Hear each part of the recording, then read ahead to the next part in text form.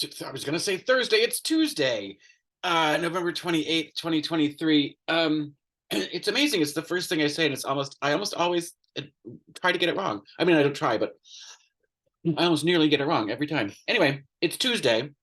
It's November 28th. Happy post Thanksgiving to those who celebrate. Uh, Today on The View, um, they started with Donald Trump's cognitive decline. And, you know, trying to compare that to Joe Biden is like this story is really old, no pun intended, and it's really tiresome. Trump's like the drunk uncle who shows up at Thanksgiving just rambling,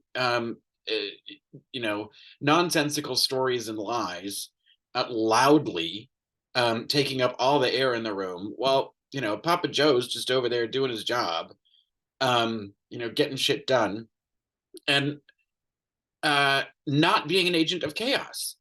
And I don't think that can be undersold enough or oversold enough. How's that expression go? Like,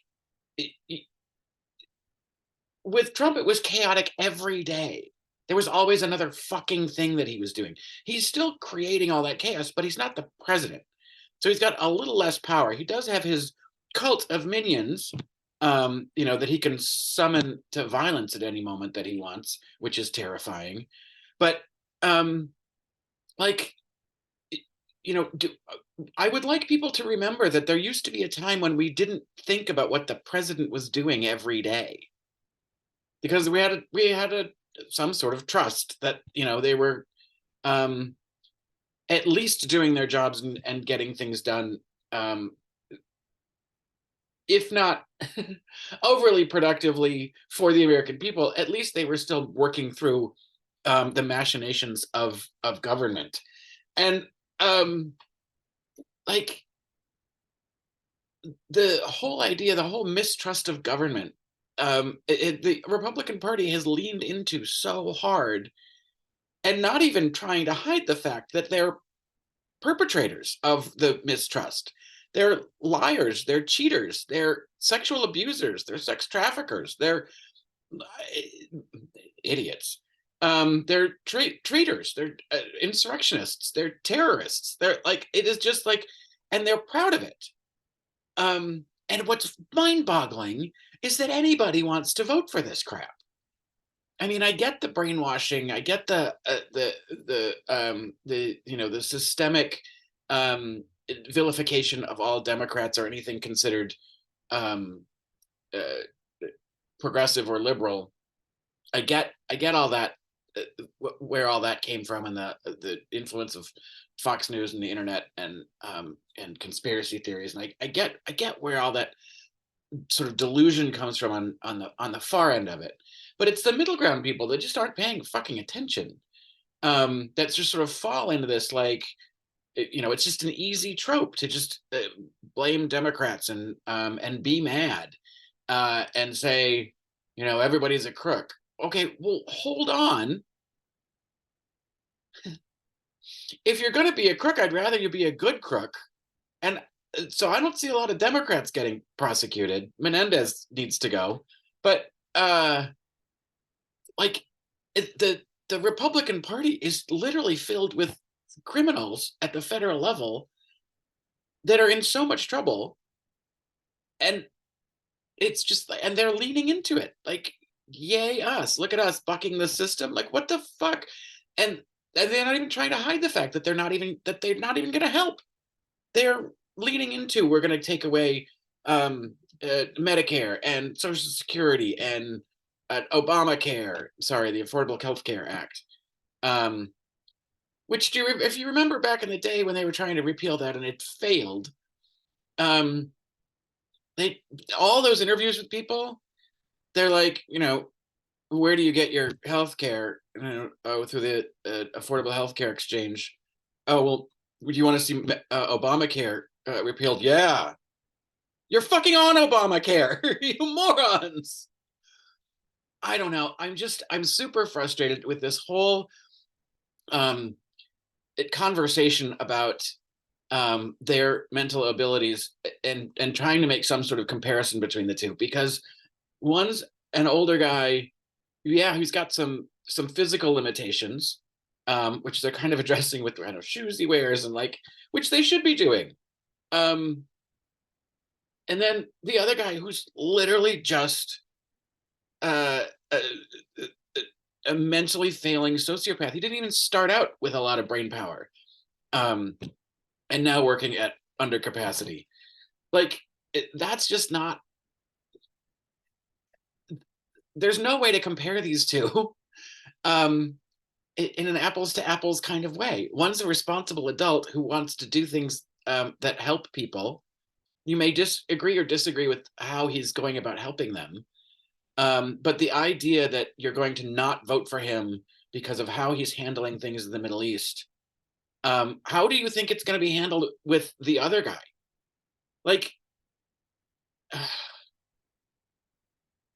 and the idea of sitting out the election because you can't bring yourself, like, we went through this. That's how we got him in the first place.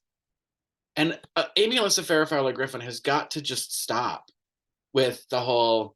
I wish this wasn't the race between these two people. I wish it wasn't the same mashup. Repeating that, 7 out of 10 people don't want to see it. It does like it's too late. They all told her that. It's. I know that the primaries still have to happen, but like, it's going to take some sort of miracle for Trump to not be the Republican nominee. Because I believe that he will become the nominee even if he is indicted. He won't be in jail yet. I mean, even if he is convicted, because he'll appeal as long as he can, and because he's an ex-president, he's not going to be held and incarcerated. Um, and I need for Whoopi to stop saying, we get what we deserve by what we vote for. No, no, no, we don't. We didn't deserve him the first time because we didn't vote for him. He technically lost that election in the popular vote by 3 million votes. So no, we didn't deserve that. And we don't deserve him again.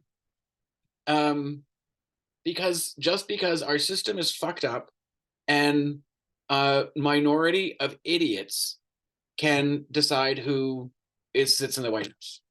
And we're gerrymandered to fuck. So even within the states, and within our congressional districts, our representation does not actually represent the thoughts and wishes of the American public, because the system's been so manipulated to favor the most conservative, and that fucking sucks. So that's,